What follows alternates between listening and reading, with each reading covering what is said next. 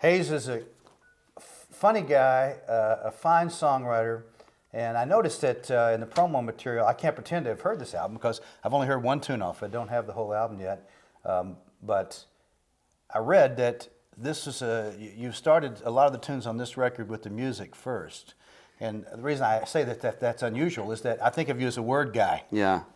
Yeah, I'd always had sort of started that way lyrically, and I started out as a solo, acoustic guitar player with limited guitar playing abilities, and so I always focused on the storytelling and the lyricism of it, and I was happy with those results, but I always felt like musically there was more ground that I could and should be covering, and so on this record I'd been out with my touring band for a couple of years, pretty solid, and I just felt like we had a really good thing going on musically on stage, and wanted to sort of take that home and try and translate it onto a record. And so rather than come in and say this is how the song's going to go, I let the guys who had more talent and knowledge than I did sort of, I would lay down an idea, and then we would just kind of play until something came out and record it, and then I went home and wrote to those melodies and ideas, and it led to a different kind of songwriting that I enjoyed quite a bit. It's nice to shake it up. If you've been doing something for a number of years, Yeah. you have a pattern. It's good to get out of it, so you do something different. Yeah, and just to know that I could felt good. A lot of my favorite stuff is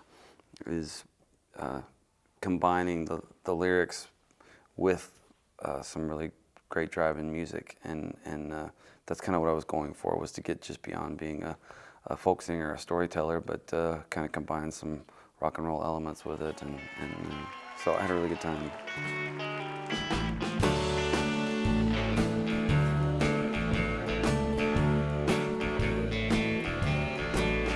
After all these years of running around, all this flying high and falling down, I gotta get back to the way I was. I'm gonna turn it round, darling, just because everybody's talking about the shape I'm in. They say, boy, you ain't a poet, just a drunk with a pen. Over and over, again and again. Lord, they don't know about the places I've been. It gets hard out here, I know it don't look it. I used to have heart, but the highway took it. The game was right, but the deal was crooked. Oh, make it perfectly clear, it gets hard out here. Yeah, I started out in a mix of folk clubs and honky tonks and beach bars and biker bars, and the whole gamut. And so you learn ways to get through it. And for me, it was telling stories and trying to. A lot of my earlier songs were 6 or 7 minutes long and involved multiple homicides and depression and overdose, and so it wasn't like toe tapping stuff. And to have any chance at playing for a rowdy bar crowd, I had to engage them in more than one way, and so I figured if I could loosen them up with body blows of humor. Well, that's the deal. I was going to say, yeah, no matter how you engaged them, humor was always a part of it.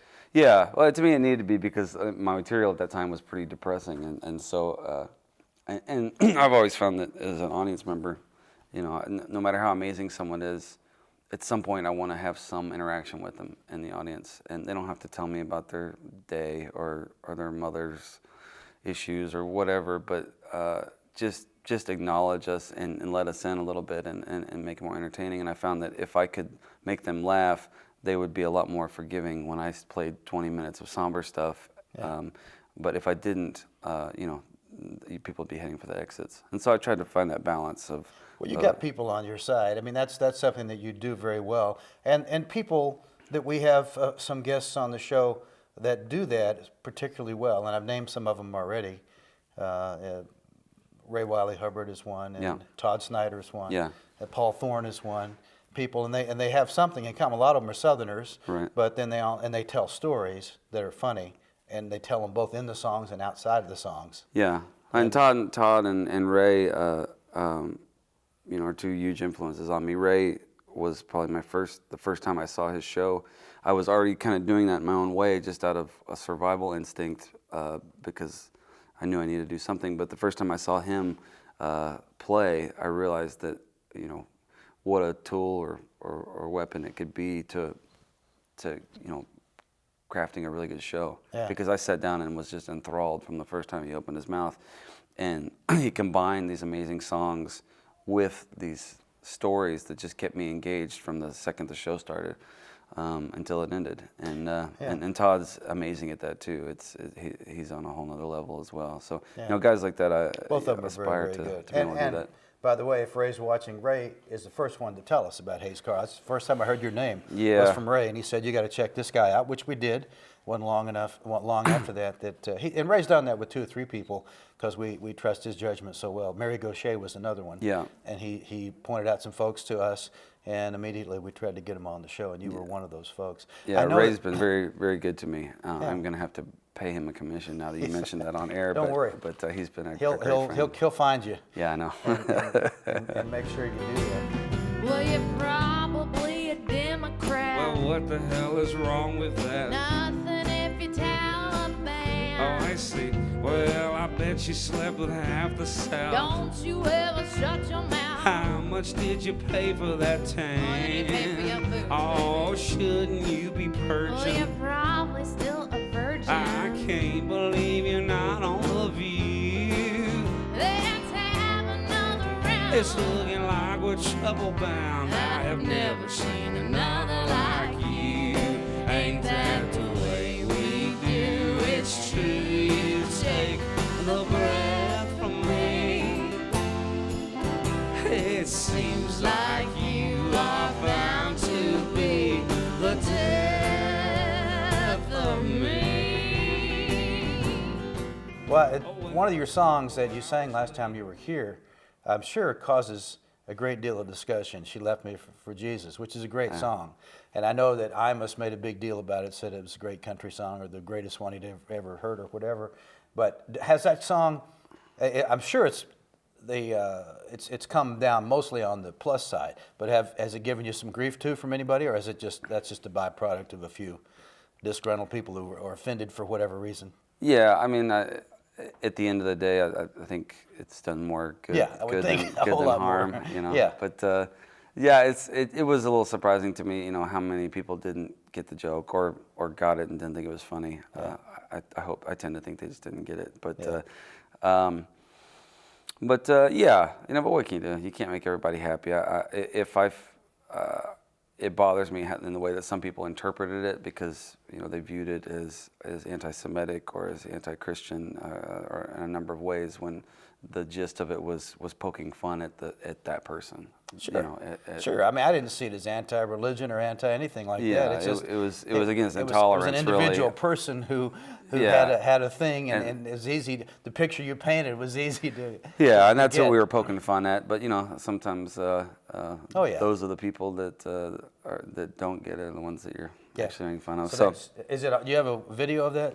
I do. YouTube? I yeah, do. Well, so if you don't know that song, She Left Me for Jesus, Hayes Carll, go to it right now if you're on YouTube and check it out because it's really funny and it's a great song. Thank you. Yeah. Well, the video is a little slightly offensive. I gotta say. That's his fault, man. Yeah. Whatever. We don't endorse it at Mountain Stage. We just want you to check it out and decide for yourself. But it is great. It's a great song. I think I see a bright light, something about it ain't right. Lay down in a spaceship, woke up in a firefight, tripping from the morphine, came down in a bad scene. God, don't let me die, yeah, I ain't even 19. I won't ever ask you, Lord, for anything again. Swearing on the Bible, Torah, Quran, lying on a rhino track, about to have a heart attack. IED got to me, someone call the medevac. I need some fixing after where it is a bed. Never gonna go and try to shoot a gun again. Slipping out the back door, gonna join the Peace Corps. Tell me I'm a hero now, so someone else can fight this war.